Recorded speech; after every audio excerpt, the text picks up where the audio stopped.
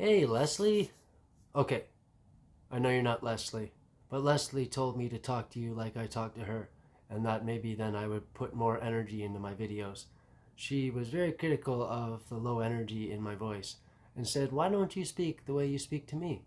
So here I am speaking to you like you're the beautiful Leslie. Anyways, here's what I'm up to.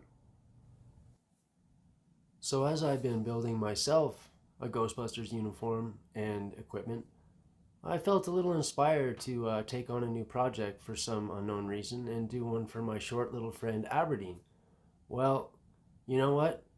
She's a pretty special kid, and I guess you're just helpless against her because she deserves so damn much.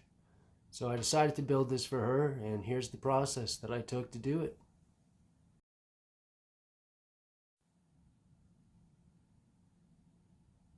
So for this project, I actually started off with a Rothco uniform designed for kids. It's a Rothco Flightsuit. Now, Rothco typically makes garbage, absolute garbage, and I'd never recommend it. But in this case, we have an exception, and I do recommend it. It's probably the best flight suit that's available for children, and it's pretty damn impressive. I had to do very little actually to customize it and make it work. So I do recommend the Rothco flight suit as your base.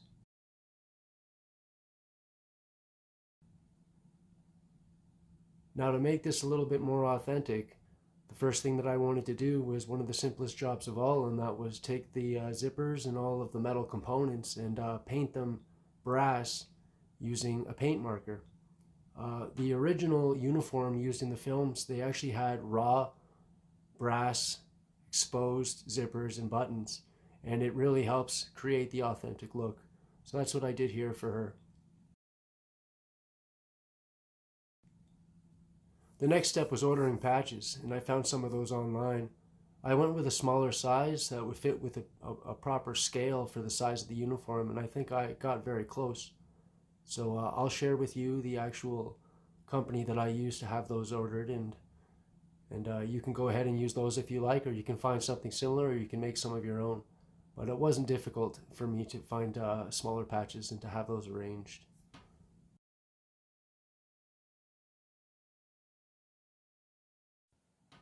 Okay, so to make the belt, to recreate the belt, I couldn't use a full-size pistol belt, which is like 2 or 2.25 inches wide, but I did use a gray military belt, and the best part is gray. I found it in the right color. I didn't have to buy parade white and dye it gray. And it's got, the metal hardware, looks military, looks the part, and the scale's perfect for a child. So what I did is I sewed it directly to the uniform at the buckle point, just so that it would always be there. I didn't want her losing any of the parts of this uniform, and everything has been sewed into the uniform, so it's one piece pretty much. And everything as she tightens will cinch around from that central point, so I'm happy with that, and I think it's going to work out just great. In order to get the belt fitting properly for the rest of the uniform, I simply made key fobs. The original uniforms had key fobs, and I sewed them directly to the uniform just so they would act like um, belt keepers or loops for your belt, and they play a double role. So this is great because she won't go losing her belt, and it'll always be a component of her uniform. In the meantime, it creates the authenticity and the look that we're trying to do with the original uniform. So I feel very happy about how that turned out, and they're doing a great job. And I would recommend that if you're going to make a project like this, that you consider that option as well. So the leg hose adapter was another component that I wanted to add to this uniform. Um, it was on the original uniform, and it was a big part of the costume. It was one of those little elements that sort of increased the authenticity and made it look like something special. To create this, I simply purchased a piece of PVC plumbing connector, and I found one of about the right suitable size, and I had to cut off both ends.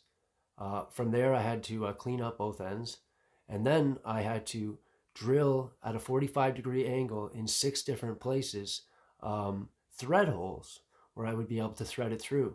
Once it was all done, I blasted it with a little bit of paint, and then I sewed it directly to the uniform, and that's how we ended up with this version of the leg hose adapter.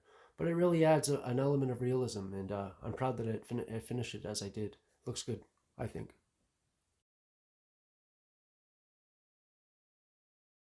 So I noticed one design flaw in their uniform. They actually had waist straps done up by Velcro, but the Velcro piece itself was only 1 inch by 1 inch, and it fit rather loosely, and it didn't really have the option to tighten it up too much. And my friend Aberdeen is kind of small, so I decided to fold them once and sew them directly to the uniform, creating a permanent taper and a permanent cinch. And they'll fit her very well, and with the belt being just below it, that will work out as well.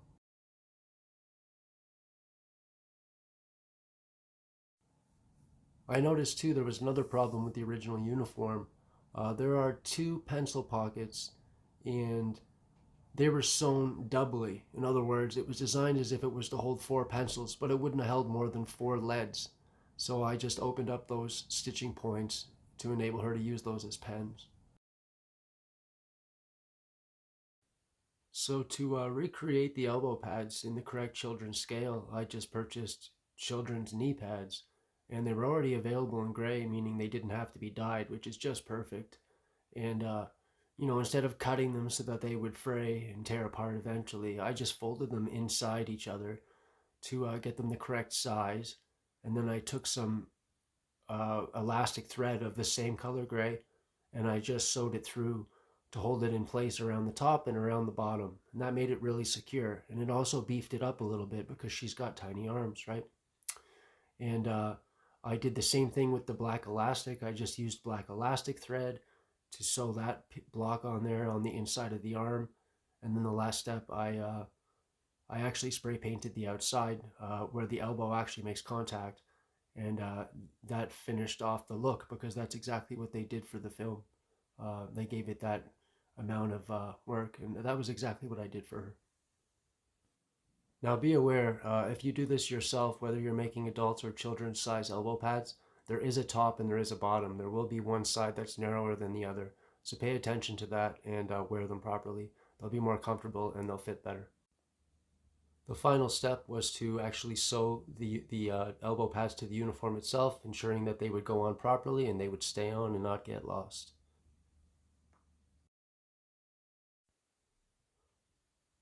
Okay, so in the film, they used black leather jump boots, basically. They were based off of a World War II jump boot. And to find some for her, I just looked up kids' tactical boots, and these came up, and they had a zipper on them, which was absolutely perfect. Now, of course, the zipper was painted black, but I just went ahead and used a paint marker and made it look metallic, made it look metal again.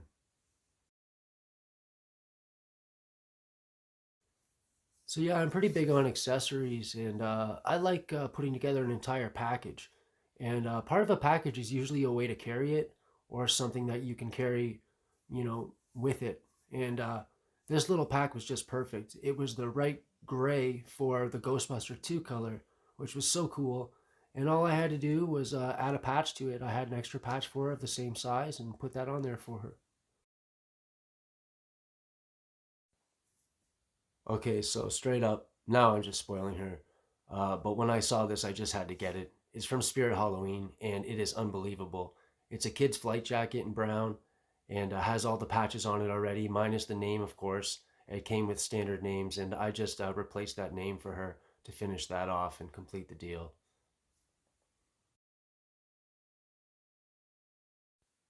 So the final step was finding rubber gloves. The real Ghostbusters, they wore NBC gloves. And I managed to find kids' black rubber gloves in good quality, like not to be thrown away.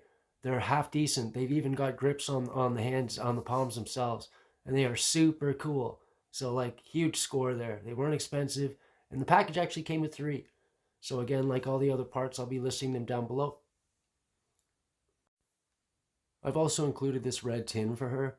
The idea being that she can use it to collect slime samples and things like that. So components to help her do that will go inside of there. Well, I must say, thank you for staying for the duration of the video. Always enjoy good company, and you are no exception. If you enjoyed this video, please like it and also consider subscribing, as I have many other videos to come, including the big reveal to the little girl herself. Thank you. Oh, and one more thing. I'm making her a proton pack, so be sure to subscribe. You won't want to miss it. Thanks.